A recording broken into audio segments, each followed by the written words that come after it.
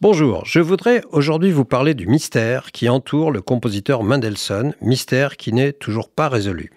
Félix Mendelssohn, c'est ce célèbre compositeur né en 1809 et mort à 38 ans, à peine plus vieux que Mozart, à qui nous devons beaucoup de morceaux célèbres, mais là ne réside pas le mystère dont je souhaite vous parler. Félix Mendelssohn descend d'un grand-père philosophe, Moses Mendelssohn, philosophe juif que nous qualifierons de moderniste, initiateur en Allemagne du mouvement juif de la Haskalah, l'équivalent au XVIIIe siècle de notre philosophie des Lumières.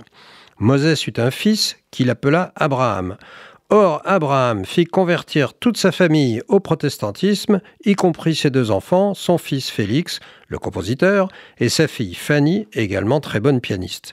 Pour faire bonne mesure, Abraham changea son nom en Bartholdi, et il enjoignit à ses enfants de faire de même. Or, Félix conserva toujours son patronyme Mendelssohn, même s'il y accola parfois le second patronyme, Mendelssohn-Bartholdi. Or, nous ne savons toujours pas si Félix et sa sœur avaient réellement accepté cette conversion, s'ils se sentaient protestants ou au contraire toujours juifs. Je vais essayer de vous résumer les arguments pour ou contre Mendelssohn juif. Pour les nazis, cela ne faisait aucun doute. Sa musique a été interdite et sa statue à Leipzig démolie.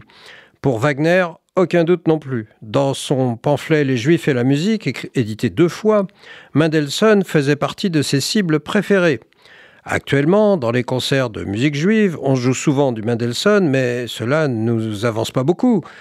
Alors Félix Mendelssohn a épousé la fille d'un pasteur, mais sa sœur Fanny lui a écrit une lettre dans laquelle elle déclare « Bartholdi, ce nom que nous haïssons ».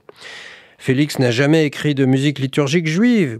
Il a écrit 2 oratorios, le premier Paulus, c'est-à-dire Saint Paul, et donc sur un thème très chrétien, mais le second, quelques années plus tard, Élias, donc sur le prophète Élie de l'Ancien Testament, la Torah.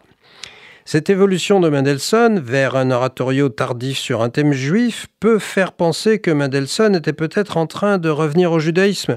Qui sait, s'il avait vécu plus longtemps, peut-être aurait-il fait une véritable teshuva.